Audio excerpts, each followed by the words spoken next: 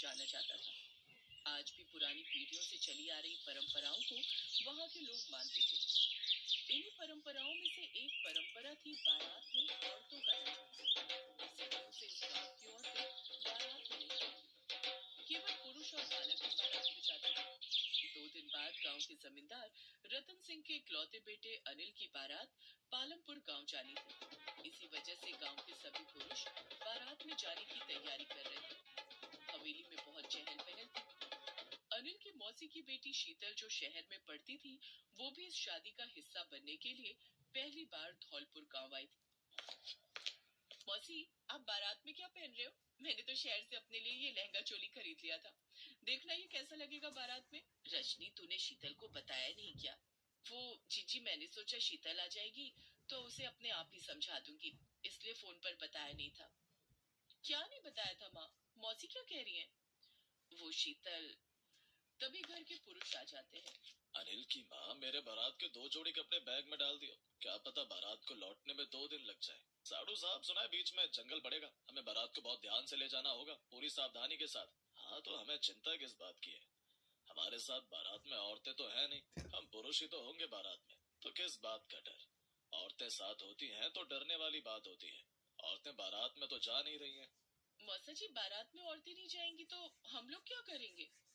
यहाँ पर नाच गाना करना, पीछे से शादी की खुशी में गीत गाना। मैंने तो ऐसा पहली बार सुना है कि बारात में औरतें नहीं जाएंगी, पर क्यों? क्योंकि हमारे यहाँ पीढ़ियों से यही रिवाज चला आ रहा है कि घर की औरतें बारात में नहीं जाती हैं। ये तो गलत है ना मौसा जी।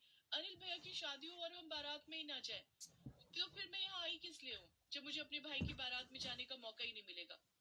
अनिल भैया, आप नहीं चाहते कि हम आपके साथ बारात में चलें? मैं इसमें कुछ नहीं बोल सकता शीतल।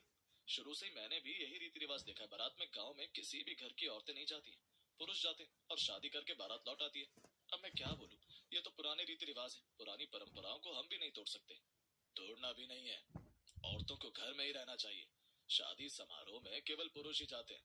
औरतें घर की 4 दीवारी में ही अच्छी लगती हैं। घर की इज्जत घर में ही रहनी चाहिए। चलो, तुम औरतें बारात को भेजने की तैयारी करो, हम जरा बाहर के काम देखते हैं। सारे पुरुष अपनी बात कहकर चले गए। शीतल का मन इन पुरानी रूढ़िवादी परंपराओं को अपनाना नहीं चाहता था।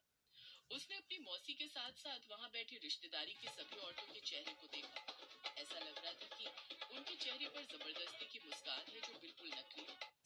शीतल जानती थी कि घर की औरतें भी बारात में जाना चाहती हैं।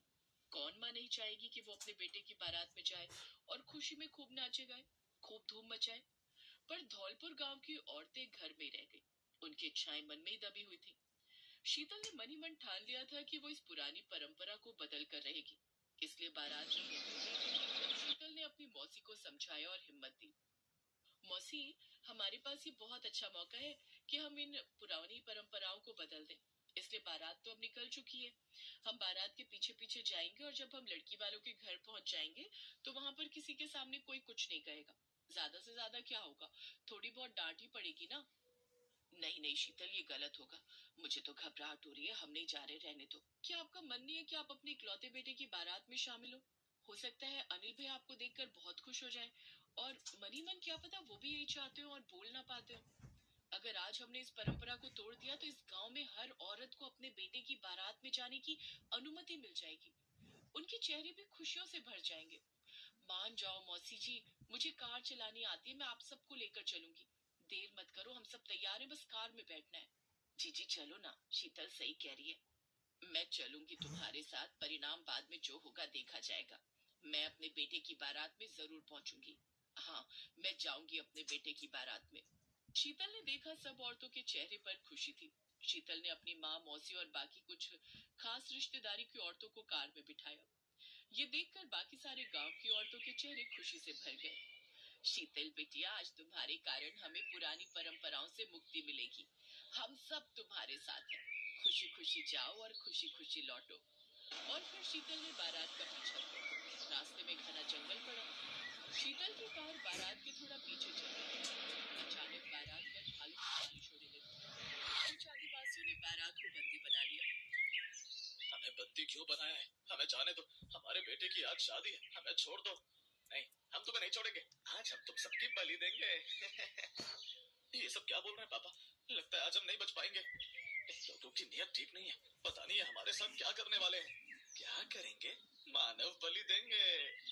पर ये प्रथा तो समाप्त हो चुकी है। अब तो कोई भी ये नहीं करता। हम करते हैं। हम अपने पुराने रीति रिवाज और परंपराओं को आज भी मानते हैं और ये परंपरा कभी नहीं बदल सकती। हमें बारात को बंदी बनाकर उनकी बलि देनी होती है। हमारी पीढ़ियों से यही चला रहा है। हे भगवान, कोई तो रास्ता होगा जिससे हम बच सकते हो। रास्ता तुम्हारे पास था। अगर तुम्हारी बारात में पुरुषों के साथ औरतें भी शामिल होती तो हम तुम्हें कोई नुकसान नहीं पहुंचाते। पर हम जानते हैं कि आज भी कुछ ऐसे गांव हैं जहां पर औरतों को पुरुषों से तुच्छ समझा जाता है। हम ऐसे लोगों को सजा देते हैं जो औरतों को सम्मान नहीं देते। हमारा पुरुषों की बारात को बलि देना एक प्रकार का दंड है जो हम उन्हें देते हैं। तुम्हारी बारात में औरतें नहीं है, इसीलिए अब इस दंड को भुगतने के लिए तैयार हो जाओ। जैसे ही आदिवासी लोग बारात पर हमला करने लगते हैं, शीतल अपनी माँ, मौसी और कुछ औरतों के साथ वहां आ जाती है। रुकिए, आप ये गलत कर रहे हैं। इस बारात में औरतें भी हैं। हम लोगों की कार पीछे रह गई थी, हम रास्ता भटक गए थे। फिर बारात हमें दिखाई नहीं दी। ढूंढते ढूंढते हम यहाँ आए। आपसे किसने कहा कि ये बारात केवल पुरुषों की है? इस बारात में औरतें भी जा रही हैं, इसलिए आप इन सब बारातियों को छोड़ दीजिए। शीतल और बाकी औरतों को देखकर सभी पुरुष हैरान रह जाते हैं। उस समय सभी चुप थे, क्योंकि सभी को पता था कि आज औरतों के कारण ही उन पुरुषों की जान बची है।